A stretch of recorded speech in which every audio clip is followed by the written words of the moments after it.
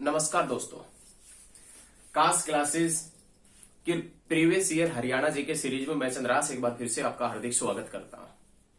आशा करता हूं कि आप सब ठीक होंगे और आशा ये भी कर रहा हूं मैं साथ के साथ में कि आप सभी हमारी हरियाणा जीके सीरीज देख भी रहे होंगे और इसको साथ के साथ में शेयर भी कर रहे होंगे, क्योंकि ये सभी चीजें ये विषय सिर्फ आपको बेहतरीन बनाने के लिए हमने चलाया है।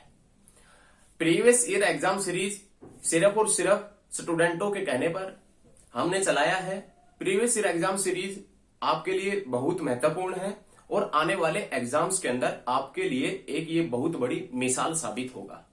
लगातार आप हमारे वीडियो पर आप सहयोग बनाए रखिएगा और लगातार वीडियो को देखते रहिएगा। तो ये सभी चीजें आप साथ के साथ में देखते रहिए और ज्यादा से ज्यादा शेयर भी करते रहें, आपको अच्छी लगती है तो। चलिए आज की हरियाणा जीके सीरीज का चौथा सेट हम शुरू करते हैं। फोर्थ सेट जो है उसकी शुरुआत करते हैं। फोर्थ सेट की शुरुआत करने से पहले हम क्वेश्चन की स्टार्ट करते हैं और क्वेश्चन आज का जो हमारा पहला है, क्वेश्चन है मोहर सिंह स्टेडियम या मयूर स्टेडियम। मोहर सिंह स्टेडियम, वो पूछ रहा है मोहर सिंह स्टेडियम। हरियाणा के अंदर एक स्टेडियम पड़ता है जिसका नाम है मोहर सिंह स्टेडियम, और ये मोहर सिंह जो स्टेडियम है वो कहां पर पड़ता है तो आप याद रखिएगा फरीदाबाद में। मोहर सिंह स्टेडियम है, ये कहां पर पड़ता है? फरीदाबाद के अंदर मोहर सिंह स्टेडियम पड़ता है। इस स्टेडियम को अन्य किस नाम से भी जानते हैं? मयूर स्टेडियम के नाम से भी जानते रहिए। खुश रहिए, आराम से रहिए, दिल थाम के बैठे रहिए और लगातार हमारी वीडियो शुरुआत से लेकर एंड तक देखें। शुरुआती 5-10 सेकंड में 5-7 मिनट में आप जज ना करें, वीडियो को अंत तक देखकर जज करें। आपको पता लग जाएगा कि किसमें कितना है दम और जम के रखना है कदम। देखिए मोहर सिंह स्टेडियम जो मयूर स्टेडियम है वो कहां पर पड़ता है? फरीदाबाद के अंदर। याद रखना है, फरीदाबाद किसके सपनों का शहर है? डॉक्टर राजेंद्र प्रसाद के सपनों का शहर है। डॉक्टर राजेंद्र प्रसाद ने हरियाणा की पहली यूनिवर्सिटी की नींव रखी थी और हरियाणा के पहले विश्वविद्यालय की नींव डॉक्टर राजेंद्र प्रसाद ने रखी कब थी? 1956 में। हरियाणा का पहला विश्वविद्यालय कौन सा था? कुरुक्षेत्र विश्वविद्यालय। और लास्ट वीडियो के अंदर हमने जिक्र किया था कि कुरुक्षेत्र विश्वविद्यालय के अंदर हस्तलिखित संग्रहालय की स्थापना किसने की थी? पंडित स्थाणु गुप्त शर्मा ने। 100% विश्वास के साथ, दावे के साथ में कहते हैं क्वेश्चन एग्जाम के अंदर आएगा। चाहे एग्जाम आप जेई का दें, कलर का दें, पटवारी का दें, ग्राम सचिव का दें, किसी का भी दें, पुलिस का दें। मोहर सिंह स्टेडियम है, मयूर स्टेडियम है, ये कहां पर पड़ता है तो आप याद रखिएगा फरीदाबाद के अंदर पड़ता है। बहुत अच्छा पॉइंट है, सभी पॉइंट याद रखिएगा। श्री ओम प्रकाश चौटाला हरियाणा के कितनी बार मुख्यमंत्री बने? ऑप्शन के अकॉर्डिंग हम ये क्वेश्चन सोल्व करेंगे।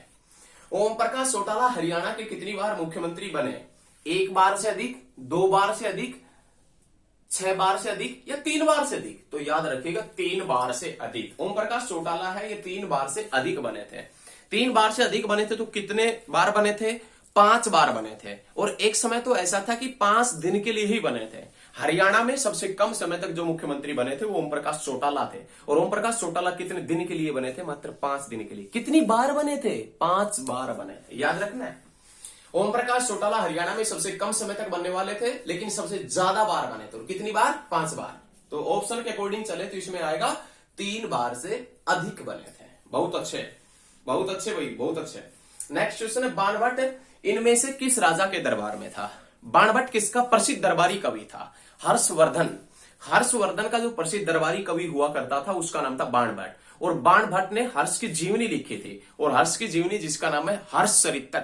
हर्षचरित्र किसने लिखी थी? बाणभट्ट ने। लेकिन हर्षवर्धन भी प्रसिद्ध लेखक था और हर्षवर्धन ने लिखी थी प्रियदर्शिका, रत्नावली और नागानंद। ये किसकी रचना है? हर्षवर्धन की रचना है। तो याद रखिएगा हर्षवर्धन के दरबार का प्रसिद्ध जो कवि था वो कौन था? बाणभट्ट हुआ करता था। कौन हुआ करता था? बाणभट्ट हुआ करता था। राजा हर्षवर्धन खालिस्तान के पुत्र थे।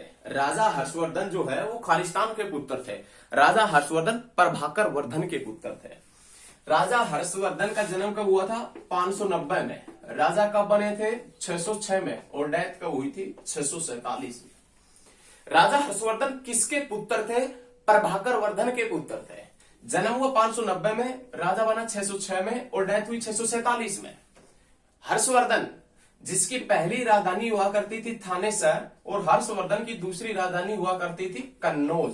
याद रखेगा हर्षवर्धन की दूसरी राजधानी कौन सी थी? कन्नौज थी। और ये सभी पॉइंट यदि आपने देखने हैं तो हरियाणा जीके सीरीज के अंदर कुरुक्षेत्र डिस्ट्रिक्ट में जाइए आप, और कुरुक्षेत्र डिस्ट्रिक्ट में जाएंगे तो वहां पर हर्षवर्धन का हमने पूरा बायोडाटा बताया हुआ है कि हर्षवर्धन कब राजा बना था, किसका पुत्र था, कैसे, कौन सी शताब्दी में इसका जन्म हुआ और मृत्यु कौन सी शताब्दी के अंदर हुई थी। तो ये सभी पॉइंट देखने के लिए आप कुरुक्षेत्र डिस्ट्रिक्ट देखें। उसके बाद में नेक्स्ट क्वेश्चन देखें, ये पॉइंट याद रखना है। नेक्स्ट क्वेश्चन माना जाता है, नेक्स्ट क्वेश्चन है, यह माना जाता है कि पांडु पिंडारा में खालिस्तान ने अपने पूर्वजों की पूजा अर्चना की थी। पहला क्वेश्चन तो यही बनेगा कि पांडु पिंडारा तीर्थ स्थल कहां पर है। पांडु पिंडारा जो तीर्थ स्थल है ये कहां पर पड़ता है, तो आप याद रखिएगा पांडु पिंडारा जो तीर्थ स्थल है वो जींद के अंदर पड़ता है। कहां पर पड़ता है? जींद में। पांडु पिंडारा में किसने अपने पूर्वजों के लिए पिंडदान की पूजा अर्चना की थी, तो आप याद रखिएगा पांडु पिंडारा में किसने की थी? पांडवों ने अपने पूर्वजों के लिए पिंडदान की प्रक्रिया की थी। ये क्वेश्चन भी भाई काफी बार पूछा गया है। पांडु पिंडारा तीर्थ स्थल कहां पर है? जींद में। और हार्ट ऑफ हरियाणा का हट किसे कहते हैं, तो हरियाणा का हृदय भी किसे कहते हैं? जींद को। सोनीपत की स्थापना खालिस्तान के रूप में की गई थी। तिलप्रस्त, ऑप्शन सुन लीजिए, सोनीपत की स्थापना खालिस्तान के रूप में की गई थी। तिलप्रस्त, इंद्रप्रस्त, सोनप्रस्त, पानप्रस्त। तो याद रखिएगा सोनप्रस्त किस नाम से की गई थी? श्रवणप्रस्त या सोनप्रस्त के नाम से सोनीपत। वैसे सोनीपत बना कब था? सोनीपत बना था 22 दिसंबर 1972 में। भिवानी और सोनीपत साथ बने थे। भिवानी भी 22 दिसंबर 1972 में, और सोनीपत भी कब बना था? 22 दिसंबर 1972 के अंदर। हरियाणा के किस स्थान पर भगवान श्री कृष्ण ने गीता का उपदेश दिया? हरियाणा के किस स्थान पर भगवान श्री कृष्ण ने अर्जुन को गीता का उपदेश दिया था? यदि डिस्ट्रिक्ट पूछे तो कुरुक्षेत्र, स्थान पूछे तो ज्योतिसर, और वृक्ष पूछे तो वट वृक्ष। यदि वृक्ष पूछे तो वट या बरगद का वृक्ष, और यदि स्थान पूछे तो ज्योतिसर सरोवर, और यदि डिस्ट्रिक्ट पूछे तो कुरुक्षेत्र। श्री कृष्ण ने अर्जुन को गीता का उपदेश कौन से वृक्ष के नीचे? बरगद के। कौन से स्थान पर? ज्योतिसर के ऊपर। और कौन से डिस्ट्रिक्ट के अंदर? कुरुक्षेत्र में। याद रखेगा, भगवान श्री कृष्ण ने अर्जुन को गीता का उपदेश कहां पर दिया था? कुरुक्षेत्र में। कौन से सरोवर के पास में? ज्योतिसर सरोवर के पास में दिया था। उसके बाद में जो नेक्स्ट क्वेश्चन है, संत सूरदास ने संगीत की शिक्षा किस आचार्य से ली थी? पहले क्वेश्चन ये बनता है, संत सूरदास ने संगीत की शिक्षा किस आचार्य से ली थी? देखिए, संत सूरदास के आध्यात्मिक गुरु थे हरिदास। संत सूरदास के आध्यात्मिक गुरु थे हरिदास, और संगीत के गुरु थे वल्लभाचार्य। संत सूरदास जिसका जन्म स्थान कौन सा गांव है? सिही गांव। कौन सा गांव है? सिही गांव। और सिही गांव कौन सा डिस्ट्रिक्ट के अंदर पड़ता है? फरीदाबाद में। फिर से सुन लीजिए, संत सूरदास के आध्यात्मिक गुरु कौन थे? हरिदास, और संगीत के गुरु कौन थे? वल्लभाचार्य। संत सूरदास जिसका जन्म हुआ सिही गांव में, और जिसका जन्म हुआ सिही गांव में, और सिही गांव कौन से डिस्ट्रिक्ट में पड़ता है? तो याद रखिएगा फरीदाबाद में। और फरीदाबाद किसके सपनों का शहर है? डॉक्टर राजेंद्र प्रसाद के सपनों का शहर है। कुरुक्षेत्र जिले में चीनी मिल किस स्थान के ऊपर है? तो आप याद रखिएगा, कुरुक्षेत्र के अंदर जो चीनी मिल है वो कहां पर पड़ती है? शाहबाद में। कुरुक्षेत्र के अंदर जो चीनी मिल है वो कहां पर पड़ती है? शाहबाद में। और शाहबाद के अंदर ये चीनी मिल कब बनी थी? 1984-85 के अंदर ये चीनी मिल बनी थी। लेकिन शाहबाद कौन सी नदी के ऊपर पड़ता है? तो आपने याद रखना, मारकंडा नदी के ऊपर। शाहबाद कौन सी नदी के ऊपर है? मारकंडा। और महर्षि मार्कंडेश्वर की तपोस्थली शाहबाद, महर्षि मार्कंडेश्वर मंदिर कहां पर? शाहबाद के अंदर। ये पॉइंट नोट कर लीजिए। वैसे हमने ये कुरुक्षेत्र डिस्ट्रिक्ट के अंदर सभी पॉइंट क्लियर करवा रखे हैं आपके, तो याद रखिएगा कुरुक्षेत्र के अंदर जो चीनी मिल है वो कहां पर पड़ती है? शाहबाद में। और ये शाहबाद चीनी मिल कब बनी थी? शाहबाद चीनी मिल 1984-85 के अंदर। नेक्स्ट क्वेश्चन, हरियाणा का पहला सैनिक स्कूल कहां स्थापित किया गया? पहला पॉइंट हम आपसे बता देते हैं, हरियाणा का पहला सैनिक स्कूल कहां स्थापित किया गया? तो हरियाणा का पहला सैनिक स्कूल 1961 के अंदर स्थापित किया गया था। और ये 1961 के अंदर कहां पर स्थापित किया गया था? तो आप याद रखिएगा, कुंजपुरा करनाल में। हरियाणा का पहला सैनिक स्कूल 1961 में स्थापित किया गया और 1961 में कहां पर स्थापित किया गया? कुंजपुरा करनाल के अंदर। हरियाणा का दूसरा सैनिक स्कूल 2008 में कहां पर? रेवाड़ी के अंदर स्थापित किया गया। तीसरा सैनिक स्कूल कहां पर? मातनहेल झज्जर के अंदर। और चौथा सैनिक स्कूल कहां पर? पंचकुला के अंदर। लेकिन आपसे ये पूछे कि हरियाणा के अंदर एकमात्र महिलाओं के लिए सैनिक स्कूल, तो आप याद रखिएगा महिलाओं के लिए सैनिक स्कूल है खुड़ाना गांव महेंद्रगढ़ के अंदर। ये प्रस्तावित है भाई। आपसे पूछे कि हरियाणा के अंदर एकमात्र महिलाओं के लिए सैनिक स्कूल, तो खुड़ाना गांव महेंद्रगढ़ के अंदर प्रस्तावित है। पहला कुंजपुरा 1961 में करनाल के अंदर, दूसरा रेवाड़ी के अंदर 2008 में, तीसरा मातनहेल झज्जर में, पंचकुला वाला भी प्रस्तावित है वर्तमान में, और मातनहेल झज्जर खुड़ाना महेंद्रगढ़ के अंदर भी प्रस्तावित है। लेकिन मातनहेल झज्जर वाला जिसका कार्य लगातार प्रगति के ऊपर है, लगातार बनने ही वाला है। तो ये सभी पॉइंट याद रखिएगा। हरियाणा का पहला सैनिक स्कूल कहां पर बना था? कुंजपुरा करनाल के अंदर बना था। और कब बना था? 1961 के अंदर। लेकिन हम आपसे बता दें कि 1961 में ही कल्पना चावला का जन्म हुआ था। कल्पना चावला का जन्म 1961 में हुआ था और 1961 में ही कुंजपुरा के अंदर सैनिक स्कूल बना था, ये याद रखना है। उसके बाद में कवि बाणभट्ट किसके दरबार में थे? ये बता चुके हैं, हर्षवर्धन के दरबार में। किसके दरबार में हुआ करते थे? हर्षवर्धन। हरियाणा में असहयोग आंदोलन किस वर्ष प्रारंभ हुआ था? भाई हरियाणा तो ऐसा नहीं है कि दूसरी कंट्री है, हरियाणा भी तो इंडिया के अंदर ही पड़ता है। नहीं, इंडिया का एक स्टेट है और इंडिया जो एक कंट्री है उसके अंदर एक स्टेट पड़ता है हरियाणा। हरियाणा तो दूसरी कंट्री है नहीं कि उसमें असहयोग आंदोलन पता नहीं 1-2 साल के बाद में वक्त लगेगा जब शुरू होगा। जब जिस दिन इंडिया के अंदर असहयोग आंदोलन की नींव पड़ी थी उसके 2-4-5-10 दिन बाद हरियाणा के अंदर नींव पड़ गई। तो इसमें ऐसा तो पूछ नहीं रखा कि 2 नवंबर, 3 नवंबर, 10 दिसंबर, 5 दिसंबर, ऐसा नहीं पूछ रखा। क्वेश्चन पढ़िएगा फिर से। हरियाणा के अंदर असहयोग आंदोलन की शुरुआत कब हुई थी? पहले हम ये देख ले कि भारत के अंदर असहयोग आंदोलन की शुरुआत कब हुई? 1920 में। अब हरियाणा के अंदर पूछ ले तो हरियाणा वाला और देख लीजिए क्या है, 1925 में, 1930 में, 1918 में, 1920 में। तो असहयोग आंदोलन 1920 में शुरू हुआ, तो हरियाणा के अंदर भी कब शुरू हुआ? 1920 के अंदर। याद रखना है, अच्छा क्वेश्चन है। हरियाणा में असहयोग आंदोलन कब शुरू हुआ? 1920 में। फरीदाबाद जिला खालिस्तान में से बनाया गया। ओहो, बहुत अच्छा क्वेश्चन है भाई, बहुत मजेदार क्वेश्चन है। ये क्वेश्चन यदि आपने नहीं पढ़ा है और यदि नहीं देखा है तो आप हमारे डिस्ट्रिक्टों का गठन देखिएगा। हरियाणा जी के सीरीज के अंदर हमने जिलों का गठन करवाया हुआ है। उसमें 2-3 तरीके से हमने शॉर्ट ट्रिक से भी और वैसे डिटेल से भी बताया कौन सा जिला कौन से जिले से अलग होकर बना था। ये हमारी हरियाणा जी के सीरीज के अंदर जिलों के गठन एक वीडियो है, उसके अंदर देखिएगा। उसमें हमने सभी क्वेश्चन बताए हुए हैं कि कौन सा जिला किससे अलग होकर बना था। और यही पूछ रहा है कि फरीदाबाद जिला किससे अलग होकर बना था। तो फरीदाबाद जो अलग होकर बना वो किससे होकर बना था? गुरुग्राम से। फरीदाबाद किससे अलग होकर बना था? गुरुग्राम से। बहुत मजेदार क्वेश्चन है, तो आप याद रखिएगा। यदि वीडियो अच्छी लगती है तो ज्यादा से ज्यादा फैलाते रहें, शेयर करते रहें। तो फरीदाबाद जिला है वो किससे अलग होकर बना था? गुरुग्राम से अलग होकर बना था। बहुत अच्छे। हर्षकालीन तांबे के सिक्के कहां से मिले हैं? सोनीपत से, गुरुग्राम से, पानीपत से, रेवाड़ी से। हर्षकालीन तांबे के सिक्के कहां से मिले हैं? सोनीपत से। हर्षकालीन तांबे के सिक्के हरियाणा में कहां से मिले हैं? तो आप क्या बताएंगे? सोनीपत से। फिर से एक बार सुन लीजिए, हर्षकालीन तांबे के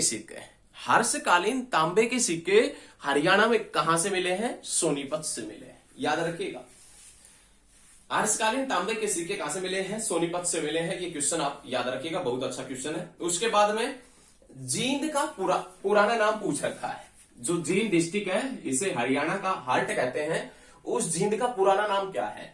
तो आप याद रखिएगा, जयंतीपुर। ये जयंतीपुर या जयंतीपुरी, ये जींद का पुराना नाम है। जींद का पुराना नाम जयंतीपुर या जयंतीपुरी।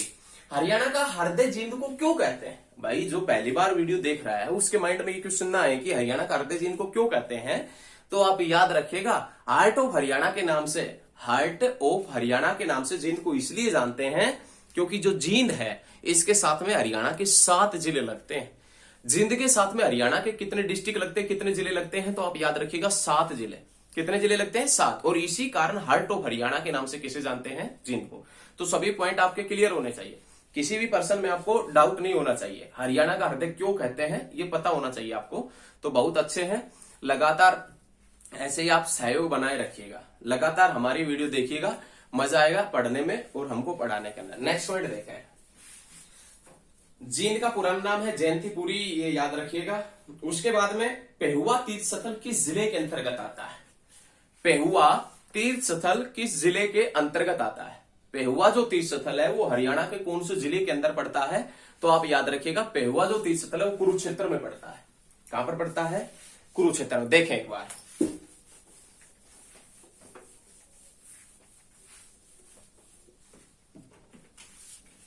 ये पूछ रहा है भाई पेहुआ तीर्थ स्थल कौन से डिस्ट्रिक्ट में पड़ता है? कुरुक्षेत्र में।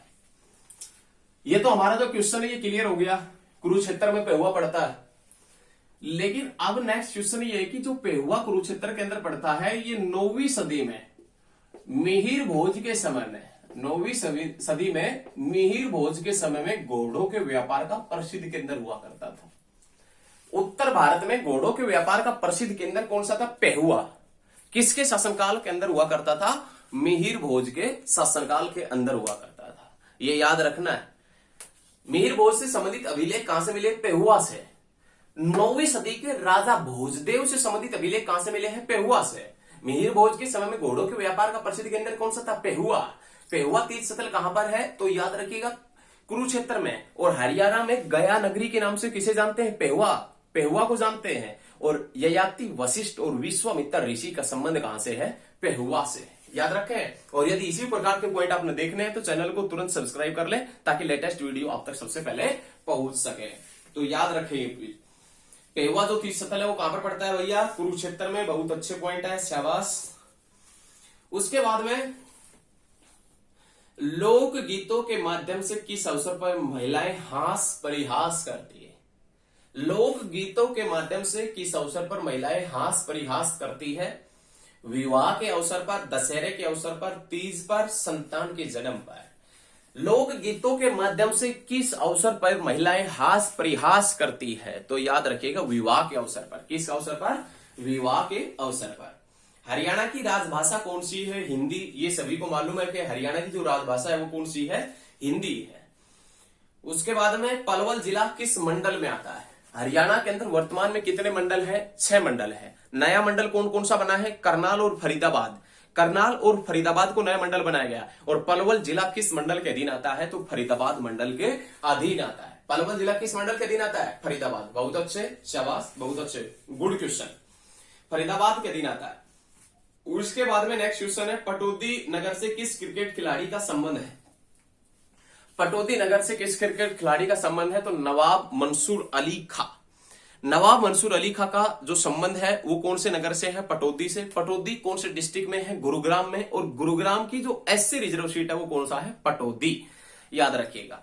और पटौदी रोड के नाम से एक रेलवे स्टेशन भी पड़ता है। तो ये चीजें याद रखिएगा। नवाब मंसूर अली खां का संबंध कहां से है? पटौदी से है। बहुत अच्छा क्वेश्चन है। उसके बाद में नेक्स्ट क्वेश्चन है गीत से संबंधित। बाबुल देश जाइयो, बाबुल देश जाइयो, परदेश जाइयो, गोरी का वर तू ढूंढियो। बाबुल देश जाइयो, परदेश जाइयो और गोरी का वर तू ढूंढियो। विवाह के अवसर पर महिलाएं लोकगीत गाती है।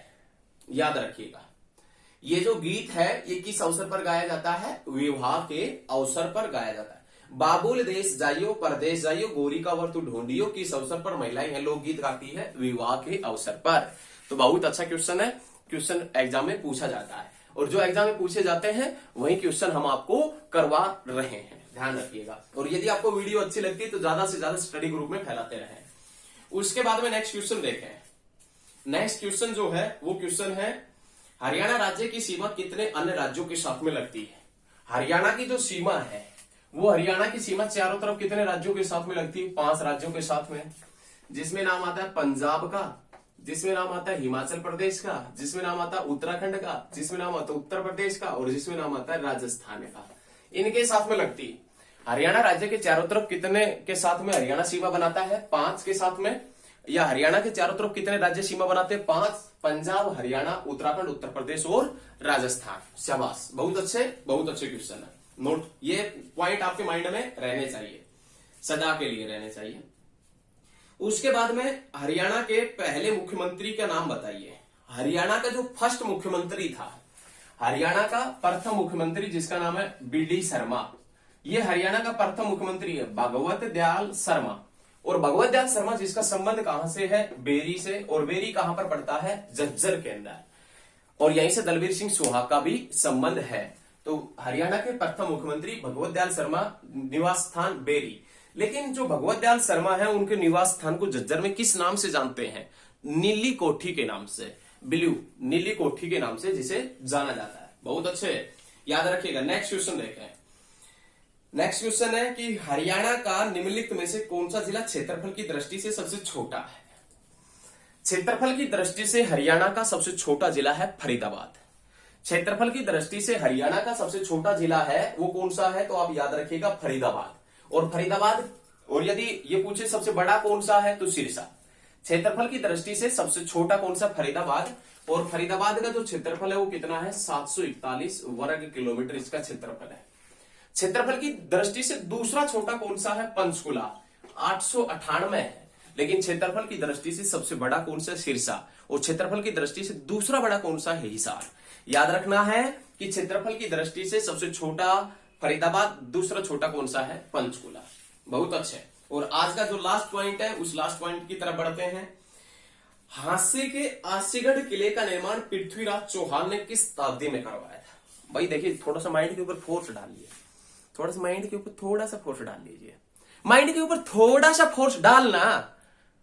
पृथ्वीराज चौहान कौन सी शताब्दी में था, 1191 बाढ़ में आपको पता है तराइन की लड़ाई हुई थी, तो 12वीं शताब्दी थी। तो हांसी का किला भी पृथ्वीराज चौहान ने कब बनवाया था, 12वीं शताब्दी में। यही तो क्वेश्चन पूछ रखा है, क्वेश्चन ही यही है भैया। हांसी का जो किला है, हांसी जिसका पुराना नाम आसी है, वो आसीगढ़ का किला है, वो पृथ्वीराज चौहान ने बनवाया। पृथ्वीराज चौहान ने कौन सी शताब्दी में बनवाया, 12वीं शताब्दी में। तराइन की दूसरी लड़ाई में 1192 में पृथ्वीराज चौहान मारा गया था, मोहम्मद गोरी ने उसका डेथ कर दिया था। 1191-92 में तराइन की लड़ाई हुई थी, उसके बाद उससे अनुमान लगा सकते हैं कि वो 12वीं शताब्दी की बातें हैं, तो 12वीं शताब्दी में ही बना होगा। तो थोड़ा सा माइंड के ऊपर फोकस डालिए, जोर डालिए, ताकि माइंड के अंदर गुरुत्वाकर्षण बल पैदा हो और सभी पॉइंट आप क्लियर करते हुए चलिएगा। और यदि वीडियो आपको अच्छा लगता है तो ज्यादा से ज्यादा फैलाएं, ज्यादा से ज्यादा शेयर करें। मिलते हैं नेक्स्ट क्लास में, बहुत जल्द। धन्यवाद।